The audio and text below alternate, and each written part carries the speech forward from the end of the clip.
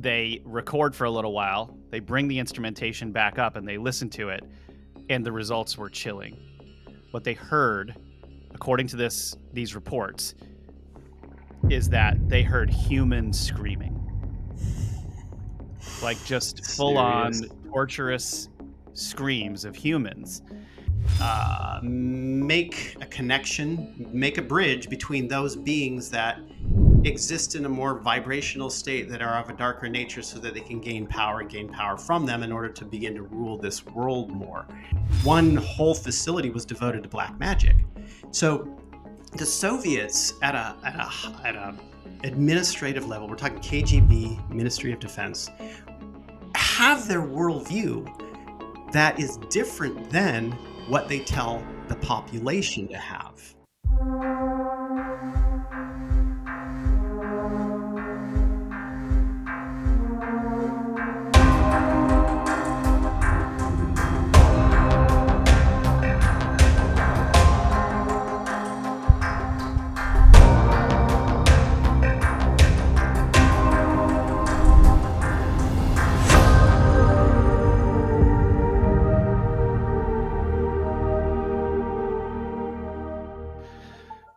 During the Cold War, countries of the world competed to see who could dig the deepest hole. Russia's Kola Superdeep Borehole may have even picked up the sounds of hell itself. Portals to hell have been discovered all around the world and capitalized on by weird occultists. Why were top Nazi officials interested in Houska Castle? Discover stories of local lore, strange history, and more from me, Rob Counts. Then hear remote viewing data from John Vivanco on what really lies beneath the earth, plus a miraculous story of cosmonauts seeing enormous angels out in space.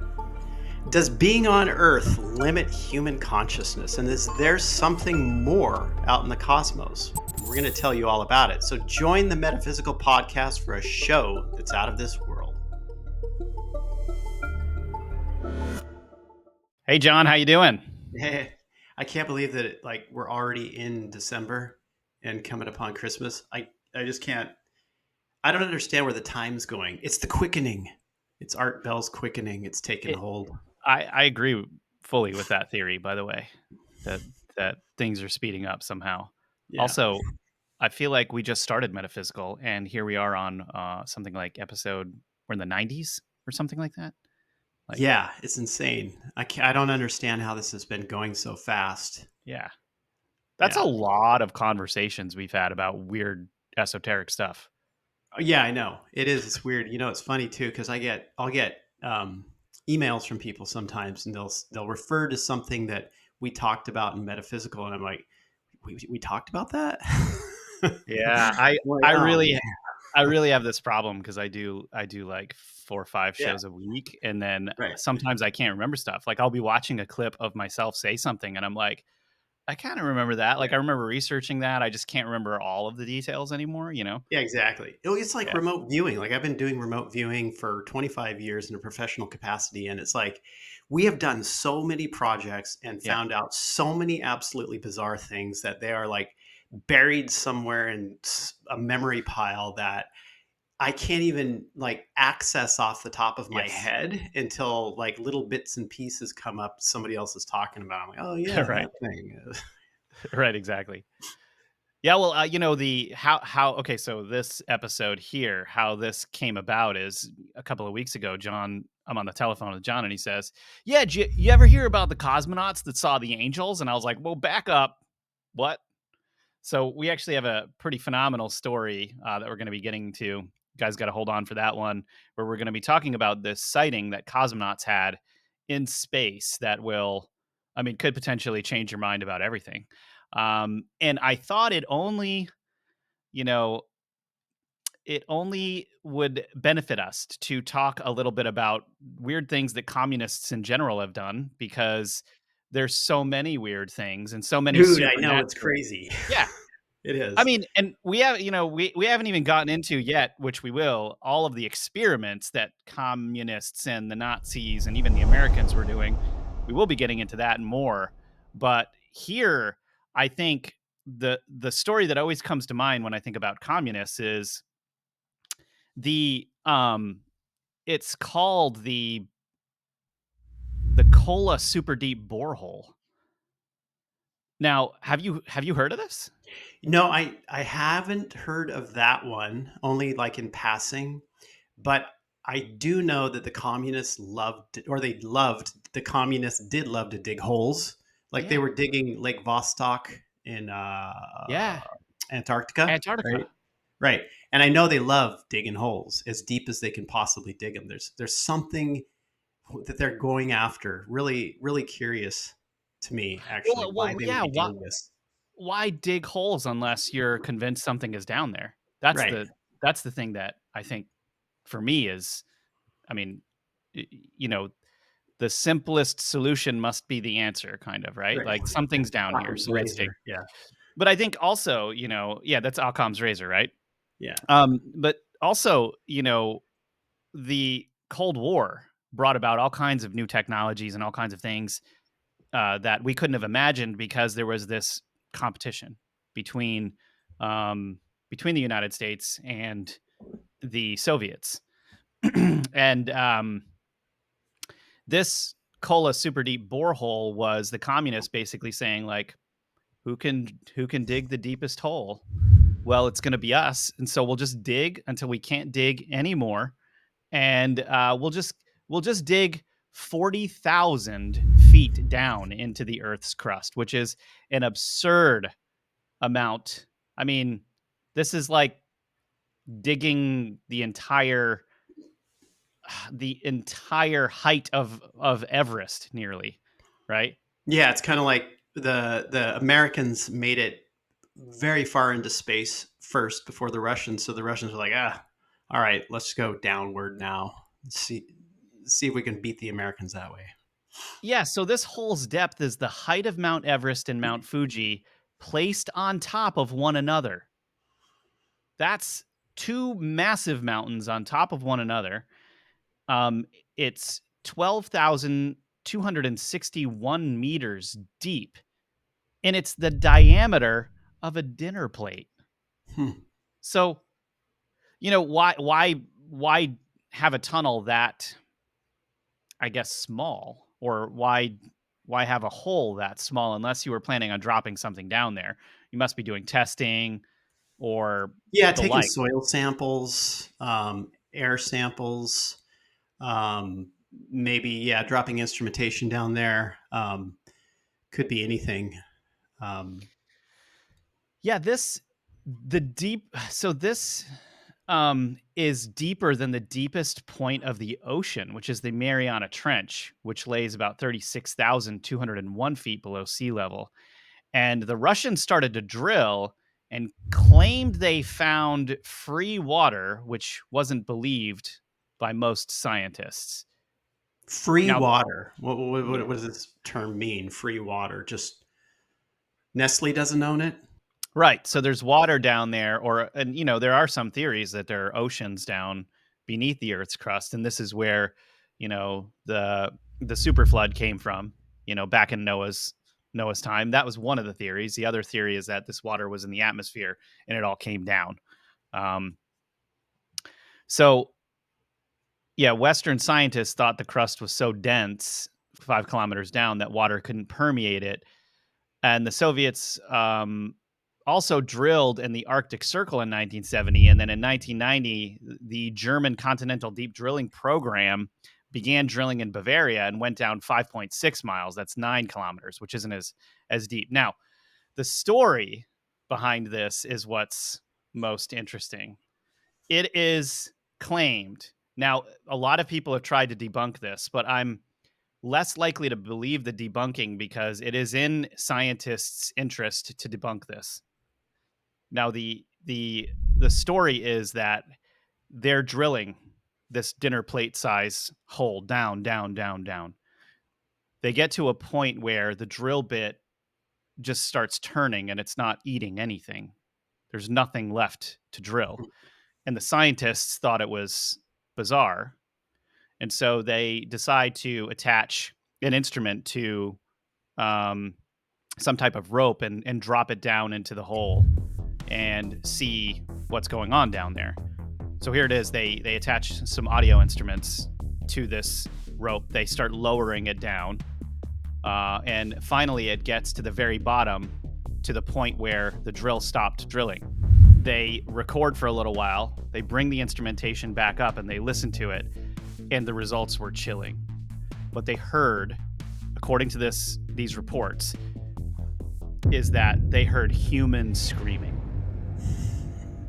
Like just full Serious. on torturous screams of humans. So there's this very famous quote from one of these communists who listened to the device after they brought it back up. And he said, "I'm a communist. I don't believe in God. Now I believe in God." Like that's how much of an impact this audio had on this dude. You know, because Wow. I mean, So communists are atheists. You know that. right, So right, right. So they basically, the drill basically hit some type of cavern, and it because it wasn't bringing any debris back up as it was spinning, and then there were sounds coming from this cavern that sounded like, I mean, I wonder what it could be like, from a logical standpoint, some type of reverberations happening deep within the earth, which would make sense. I mean, who sure. knows what sort of like grinding and moving and frequencies are going on down there. The whole notion of hell being underground, I always think is an interesting one. We're like vibration energy at source. Everything's vibration energy, and humans kind of live in this limited body that has very limited perception. But as humans, we are still all in the astral in a sense. Like we use these terms to like define, well, there's the border here. Over here's the astral, over here's hell, over here's heaven. And we are outside of both of them. But it's not like that, right? It's not like it's underground. It's all like frequency vibrations that exist in this mix around us constantly. So that's why I've always found this like notion of hell being underground to be such a pedestrian type idea of well, it's down there and the good stuff's up there. But it all is actually right here. Every little bit of it, all of the frequency, all the vibration is just this limited blinder viewpoint being within the human construct body. It restricts our senses to it until you learn how to sense outside of it, you know so it's Well, always funny to me, those stories. yeah, and look at our point of reference. I mean, we're this tiny speck on a tiny speck within the greater universe, right? So we're a speck of a speck. I mean, if you think about the size of a planet in reference to the entire universe, and we're a tiny speck on that, we're talking about distances that are like miles. When you think of those infinite distances are so much greater than the ones that we often refer to. So whereas we see this as like, wow, it's way down there, a massive being that was the size of the cosmos would look at that and think that that was a ridiculous statement because it's all in the same Right. place. And I think these other episodes that we did just recently, where we found reports in ancient China that had been documented of people digging and finding dimensional portals in Yeah. the earth, where they were entering in. Time changed when they came back out. Their physical bodies were changing. They were around and amidst a dimensional space with maybe even different laws of physics and things like that. Those were really interesting episodes as well. So if you guys haven't watched those, highly recommend going to check those out. Some of our Inner Earth series that we've been knocking out recently. Um, but I think the other thing that's interesting is when you really look at what the Greeks' understanding of the underworld was, what Hades was. The difference between Hades and the other gods, we've talked about this in previous episodes, is that where Zeus was a god in a certain realm, or Apollo or these other gods were a god in a certain realm, Hades was the realm. He Right. and his body were the realm. His power was distributed amidst or among that It's land. his consciousness. Yeah, his consciousness is Right. the realm. Right. Correct. Yeah, and then we have all of this evidence from different places, like the tunnels of Baiae near Mount Vesuvius, where the Sabaean prophet lived, where you've got these places that look like there was a river running through, and it was the river Styx. Maybe there was something about these places that we just don't understand now, or that they were more familiar with the underworld, the actual underworld, where they were entering this place, and we just don't have that in our culture because we've never sought to delve deep into the earth. Right. Well, I mean, that's the thing too, is that like bringing up that old episode is important because the previous episode on portals in the earth that the Chinese had encountered and others, because it is like that at the same time, where you have these specific frequency and vibration created by the mineralogy in the rock that create those entry points into other realms, into their locations. And while we've seen entry points based off of specific types of mineralization that have to do with specific types of crystalline rocks that go to a sort of a higher-ish frequency, whether it's a realm or not, or just a frequency that a person can shift into. Right. I don't know. We haven't looked at what it is that takes him to a deeper, darker realm, right? So, I mean, there conceivably could be specific types of minerals that do well. One goes that way, and one goes the other way, as far as vibration goes. Yeah, and what's crazy is for a long time I was like, human beings, they're always talking about hell being underground. They're just these crazy human beings. But then when because you're thinking it's probably another dimensional space, but they have no other way to describe it, so they're talking about it underground. But what if Hades, like something about Hades was real? In fact, people were delving down deep into the earth. There were different dimensional portals to different places. Maybe them dropping that audio equipment down there was some type of, I mean, we don't know what the, any of the results of that would be, or what the conditions are in that space. Right, We right. don't have a way to understand it because we don't generally in this civilization, we don't go to places that are that mysterious. We stay away from the ocean. We stay away from deep places underground. And I've always asked why. I mean, why? So Well, it's the fear of the unknown. yeah, I mean, sure, but then we're so willing to just like dive deep into space. Like with the space race, right? At that point in time, there was probably just a tiny bit more openness around it than it is right now. Yeah, But I think that a lot of the space stuff that we encounter now is not likely 100% real. I agree with When you that. get, I mean, I honestly don't think, especially when we get into the Russian cosmonaut story later on, because there's some very strange things with this, and there's this thing where space can shift consciousness, moving outside of the influence of the Earth's magnetic field, or degrees of influence, because it's going to have a lot of degrees of influence, begins to change a person's consciousness structure.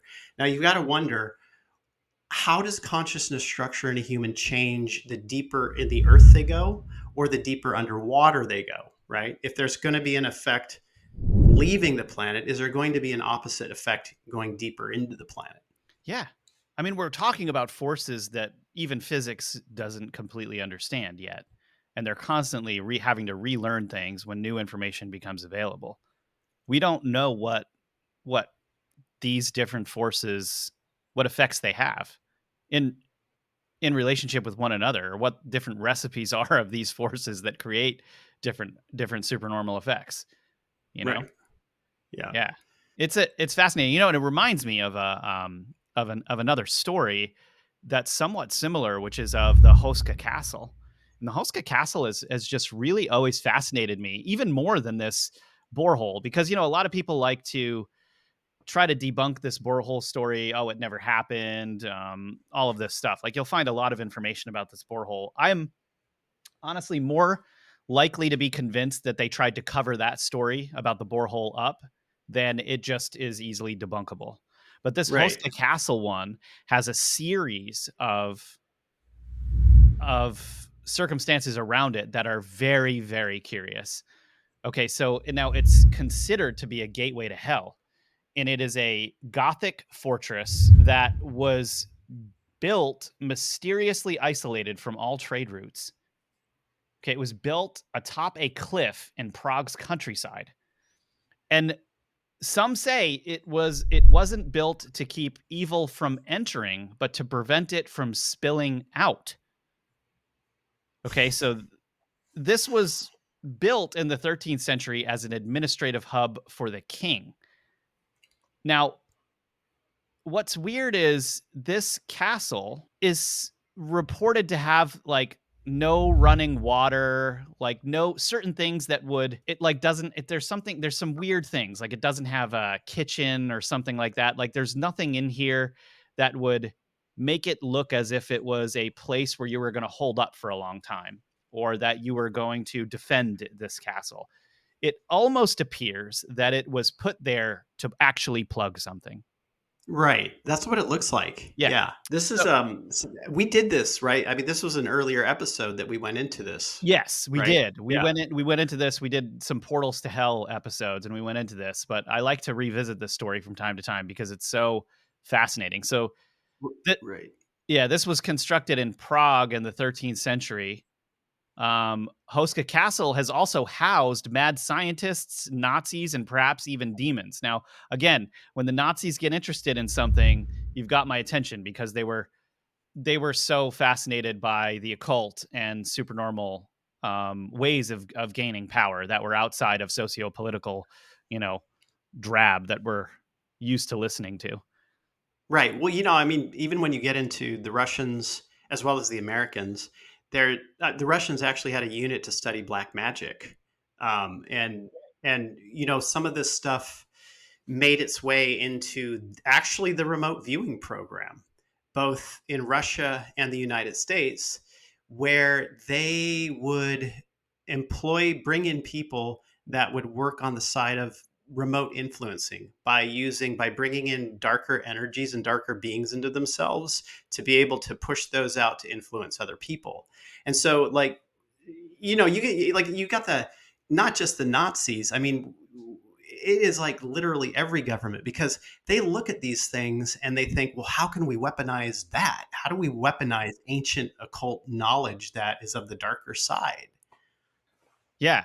And I really feel kind of sad for people that don't think our government would ever dabble or governments in general would dabble in those things. It's like how naive could we be to think that they're not looking for any and all solutions to a military problem? They Right. are. Well, it's like the whole deal with the Roriks, who were funded by the United States, is likely also by the Soviets, to find Shambhala because the governments were, well, in part, very interested in finding those supernatural weapons. Hey, who cares if it's like some heavenly realm? Let's get in there and find out what kind of weapons they got so we can use them here. Yeah. It's like why else would you look for the Ark of the Covenant or Right. any of these other relics that everybody knows are out there? Now this Houska Castle, this gateway to hell, which was supposed to kind of really serve up a bunch of demonic beings. I guess these demonic beings were feeding on villagers, dragging them back into the abyss, never to be seen again. Now, at the time when this hole was found and these like weird flying creatures were seen, like these bat like weird flying demonic creatures were seen flying out of there, the king at the time, okay, I believe his name is King Ottokar II of Bohemia. He had this Gothic structure built sometime between 1253 and 1278. Now, again, oddly, the original construction omitted stairs from the courtyard to the upper floors, and most of the structure's defenses were built facing inwards. It was as if the It's like when you're like walking around and you find one of those chain link fences, but yes, they are, oh, look, it's to protect that power plant or something, but they're actually pointed inwards, so In anything that's in there can't get out, and and you get wanna out. know, "Wait, what's going on here?" It's like, yeah, when you see the defenses of a prison, like the barbed Right. wire is to prevent from getting out, not from getting Yeah, in. yeah. And I've seen those in weird places, like places where they shouldn't be, and wonder, right, did they install it wrong, or what are right. they trying to keep out? I mean, this is not a prison over here, so It was as if the purpose of the castle wasn't to keep invaders out, but rather to keep something trapped within. And perhaps most notable of all, the king had the gateway to hell sealed with stone plates and had a chapel built above it. And the chapel was dedicated to the archangel Michael, who led God's armies against Lucifer's fallen angels, leading some to believe that this gateway truly existed or still does. Now, back to the locals at the time. The locals were terrified of some type of half human hybrid that began to crawl out of the hole at night and tear livestock apart. yeah, okay, so this is the thing, when without fail, without fail, and we've done a lot of these types of projects, when we remote view things that we're looking for stuff underground, holes, caverns, caves, or legends, inevitably what we get is this sort of soup mix of other beings who are living under tunnels that look completely different than, I mean, it's like always the case. Like if you're remote viewing some project that involves underground, you're going to run into these things even if the project doesn't have anything to do with it. That's So yeah, crazy. there were probably like physical things that lived underground that came out of it. Now I know it sounds absolute, bat, Bonkers. whatever, but it's like what the remote viewing data consistently shows. Bottom line, it's like over and over, multiple viewers blind shows that stuff happening quite frequently. That's really weird. Like our It is world really weird. Yeah. has But that's some the thing. It's like underwater. It's, the amount of cavern caves, connections to these caverns and caves, we're always running into deep, deep, deep underground. So there's a whole world underneath there. Absolutely, there is. I'm convinced of it based on remote viewing data and the various stories that people have out there. You yeah, just start putting it all together, and you've got this very strange thing that delves into the cryptid world. Those scant sightings that people have, yet are the same from location to location, where people wouldn't even know each other or know of the experiences people have had in other locations. So, yeah. well, and I think the scariest part about this conversation is you can imagine a past where superstitions were not considered superstitions. It was just matter of fact. Hey, there's some demons over here, or there's weird creatures in that forest. Stay out of it. Just people know these things. They would just share them. They would encourage you to be safe at night, especially. No one believes that anymore. So, what's out there? It's not like there's people hunting these things like they used to be in the past, you know? And when you think of it Yeah. that way, like if that's true, what I just said, if you think of it that way, what the heck's really out there? I mean, Right. you've got more of a contrast between how we live now and how they lived in the past, where these creatures know to stay away from certain areas, obviously, because it's like it's just highly human populated. But when you get into their realm, right, there's nothing to protect you. Right. Like you Right. don't believe, what are you gonna pull out, like, mace and a taser, and that's gonna work? Like, it's not. Like, Yeah. yeah. You need, like, a an arrow dipped in holy water, and it's a silver tip. Okay, yeah, so these so the lore at the Houska Castle is that prisoners facing the gallows, were offered full pardons if they agreed to be lowered into the bottomless hole and, report basically what they saw. The first man to do so was young and healthy, and he happily accepted. Within seconds, however, he cried to be raised up, so he's screaming. And when he was pulled from the chasm, his hair had turned white. Wow. Yeah, Yeah. so there's something weird going on there, and the Nazis knew it. Now, the Nazi experiments took place during World War II. They wanted to secure the 13,000 manuscript library of the SS leader, Heinrich Himmler, who was obsessed with the occult and believed its power would help the Nazis rule the world. We talked about all of this in our Relics of Power series on Rise.tv, so definitely go check that out. Now, locals at the time reported strange lights and horrifying sounds coming from the castle, and many top Nazi officials, including Himmler, allegedly attended dark ceremonies at Houska Castle in which they tried to harness the power of hell. Right. Yeah. That's what it's all about. I mean, this is like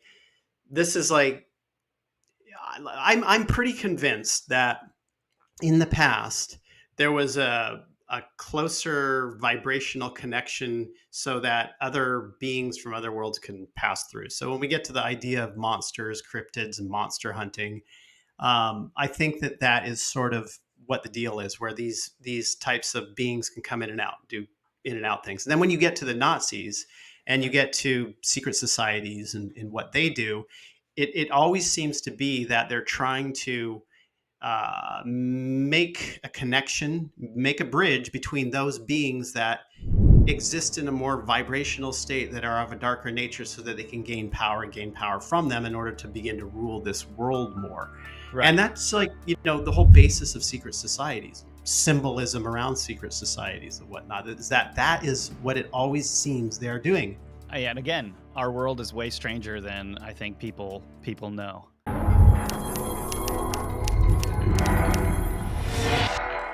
But we've been talking about a few really dark things. But apparently, you have a story where some cosmonauts saw some angels in space, or an angel, or what exactly happened here? Yeah, this is a fascinating story because this happened, I think, in 1984. It was July of 1984, where there were Russian cosmonauts that were aboard the Salyut 7, which was their space station at that time. And they were on like day 150, 155 of that mission, and they stay up there for quite a while. um, they started to report strange lights, strange beings. They perceive these beings. I mean, you're talking about multiple cosmonauts. I think you're talking about like 4 or 5 cosmonauts in this first incident because it happened later as well. So they saw these strange lights and these faces. And then in the This is space in station, outer space. Like, we're talking about in space. yeah. Yeah, this is their space station that they had. So in the Um, vacuum of space, they're in the seeing vacuum of space, lights and right? faces. Lights and faces. It was so intense, actually, that the light actually permeated the opaque walls and came within the spacecraft and actually blinded. This orange light blinded them. So it's like it entered from the outside and then came inside, not through windows but through walls. So they were blinded, and after that happened, they thought, there was an explosion. There had to be an explosion, but they didn't see anything.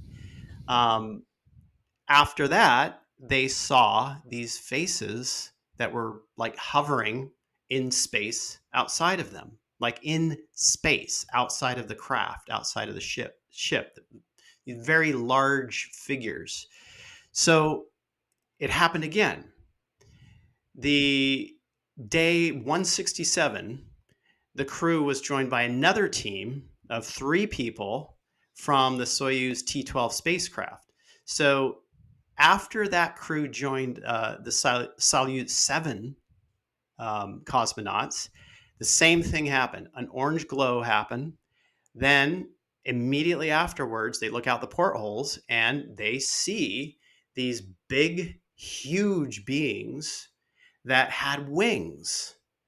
They explained that they were the size of an airliner, and they were smiling at them and they looked humanoid. So after about 10 minutes, the beings just sort of disappeared. And then the Soviet Union, basically, at that time, they classified it. They classified it top secret. And this came out after the Soviet Union fell. So, I mean, it's a fascinating story because you usually don't run into these types of stories. You usually run into the UFO type things, the Right. alien type things, or the demon type things, the dark entities, right? I haven't heard any dark entity stuff in space, but This one, when we remote viewed it, was actually quite fascinating because what the data was talking about was that the cosmonauts. Now, a number of things going on with the cosmonauts. One thing about it is that this statement that you said is pretty much what the data said. The consciousness is the realm of this god or god, right? So the data was literally talking about that. So immediately the data goes towards a higher realm type of vibration thing going on, that This is the where consciousness. this is where they are, what they're seeing, like, around them at the Yeah, time? Okay. right. So God, we'll just say God, right? A God, God, the culmination of all consciousness that's a high vibration, appeared to them in the form of angelic figures. A consciousness is one, all the same thing. And the angelic figures, this was described as if you stuck your fingers under the water and all you can see are the tips of someone's fingers sticking through, but you didn't see it was connected to To the anything whole else. body, And right. each one of these things is an angel. And this is the consciousness of God, and it's moving its appendages itself into the realm so that the cosmonauts could see it, right? And so the angels are all the same thing, one and the same thing. It's just that they're the appendages of the fingers of God in a sense. And so the Soviets, you have to understand, they, around like earlier, much earlier, and probably all throughout the space missions that they were undertaking, they were very interested in parapsychology, and they were interested in the applications of parapsychology. So the cosmonauts, for one, were being used to run telepathic experiments, right? Beyond that, they were also likely used to try to communicate with beings in other realms, beings in higher realms. And some of the data has suggested that these cosmonauts were very interested in the idea of higher vibrational realms, right? And so there was this knowing from the consciousness and what these cosmonauts were trying to achieve, that it was able to present itself because when you step outside of that vibrational frequency of the earth, that there's something different about being on earth. And I've heard this before, it shows up in our remote viewing data as well, is that when you move into space outside of the earth's influence, whether that's magnetic, electromagnetic, degrees of it, your consciousness begins to expand. It begins to open up. You begin to see more. Now, an interesting corollary point here is that when I or other remote viewers remote view things that are off planet, Mm. typically the data is much more profound. It's much more vivid. People, especially myself, have a tendency to bilocate more when viewing Really? off planet. Bilocate meaning, like, your consciousness is somewhere else, It's right? it's almost as though you're there, like Right. you pop in, like Wow. whomp, you're there all of a sudden, and you see it clearly, right? This doesn't happen nearly as much on Earth.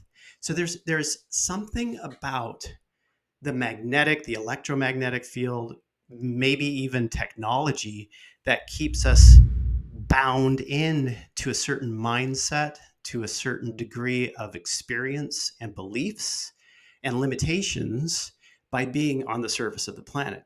And when you step outside of it, whether that is through remote viewing, astral projection, or going into space, your consciousness begins to expand. It opens up, right? You know, you think for one thing, they're stepping outside of the mental human frequency of always talking and talking and talking in their heads. Like when I lived in New York, it was horrible because it was always in my head, other people, the thoughts, the thinking, the vibration, the frequency, right? It's like microcosm, macrocosm. Step outside the earth, you're going to open up to a quieter realm where you can experience God. And so these cosmonauts literally experienced the consciousness of God coming to them Not that they're different from it, not that they're separate from it, but it appeared to them in that Yeah. way as angelic figures. So that's what I dig about this story because it's so positive. And these guys were changed by it, literally changed by it. Well, yeah, So that's why I I dig was this story so I was much. gonna ask you that because, communists, I mean, that's the whole shtick with communism. It's like it's Religion is a poison. yeah, Yeah. it's Pull it's people away from one power structure and move them into a different power right, right. structure. And everything about that is atheism, the destruction of civilization, um, all of these, like it's got an emphasis, almost an absurd absolute emphasis on science in a way that even Right. our current society can't, like in America, can't really understand as much, even though it's extremely science based. Yeah, But we've got some shreds of spirituality running through. correct. And it's Some. okay. It's okay to actually have that. Right. Whereas there, it's like everything has to be dumbed down to its lowest form. Like even qigong in China, which is, basically you could say it's like exercises, like when you're watching people do tai chi in the park or whatever. They've had to take all of the spiritual elements out of that to some extent, and hey, it's just about healing and fitness. Whereas actually Right. in the past, for thousands of years, we're not talking about healing and fitness. We're talking about like extrasensory cultivation paths that, like, were extremely spiritual. Well, this is the thing, right? Exactly. In the they'll pull out the spiritual part of it and turn it into something else. They'll dumb it down. And the Soviets, like we're talking like the early 1960s, the Soviets were, and the Eastern Bloc in general, there was a lot of paranormal, parapsychological research going on. And there were people in the West and people in the East that would communicate about, what's going on, the sort of experiments they're doing, what sort of successes they've had. Then what happened in the Soviet Union, mid to late 1960s, was that the state, the government, started to take control of the narrative on Right. that. They basically moved all of that open source research into classified projects, and they stopped people from investigating the parapsychological side on the public so that they could completely control it and classify it. So it turns out the Soviets had at least 10 facilities with hundreds of multidisciplined scientists and technicians working on the issue of parapsychology and beginning to utilize that to use it for defense and weapons for intelligence purposes, and and going very deep into the spiritual side as well as the occult side. Right, as I said earlier, they had this one whole facility was devoted to black magic.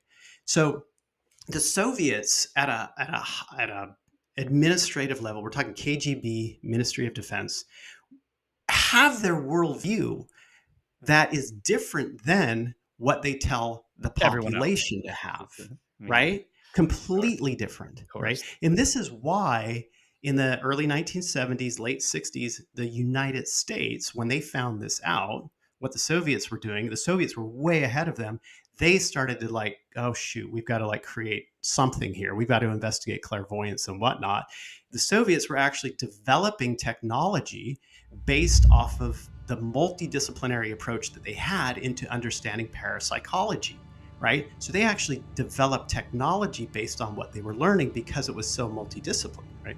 So they're always way ahead and more in the spiritual realm on that high level than the United States was. Yeah, and you'd think that the United States would have been keeping up with that because they had a Project Paperclip had adopted all of the Nazi scientists who were delving into bizarre stuff. I mean, Yeah. all of these different governmental organizations were doing bizarre, crazy experiments on humans that kind of bridged between science and supernatural. But you'd think that they would have, I think, developed that sooner. I mean, you don't really start hearing about the more parapsychological things until like late 60s, 70s, and then into the 80s, they started going full on. You've got the Montauk Project and all kinds of things going on there, or even through the 70s. But yeah, it's that's really fascinating. And then I just keep thinking, you've got these, like, how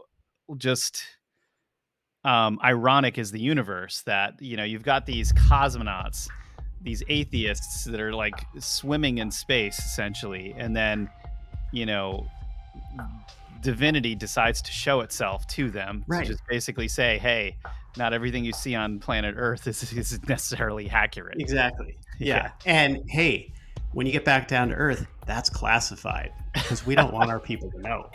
Yeah, and that's that. I mean, that is the case. I mean, look at like you and I have even just through historical research have seen that usually every ruling class is keeping an Yeah. enormous amount away from their citizens. I'm not really. It is a strange historical thread that we see on all of these government organizations or those in charge keeping really important information away, almost trying to keep everyone dumbed down from having all of the information to be able to make rational decisions for themselves on what they believe. Right. You know? Well, empowered humans on the ground are a dangerous thing to a power structure. So it's Yeah, really what it comes down to. and it shouldn't necessarily be that way. I mean, not that humans, I mean, humans are going to be human beings. Like, there's been very few years on this planet without war, if any, but I think it's still, people deserve to know the truth, you know? Always. Well, anyway, you guys, hope you all enjoyed this episode where we got to talk about some angelic sightings and portals to hell. Yeah, the next episodes, we're going to be delving deep more into what we were just discussing, which is how far back do these strange underground organizations go that have been quietly conducting rituals and I think even controlling human beings for a really unnecessarily long time. So hold on to your hats for that. In the next episodes, we'll be getting into Emperor Constantine and the Council of Nicaea. And hopefully, we don't ruin your Christmas. Well, thank you guys for being with us. And until next time, we hope you guys thought this episode was as out of this world as we did.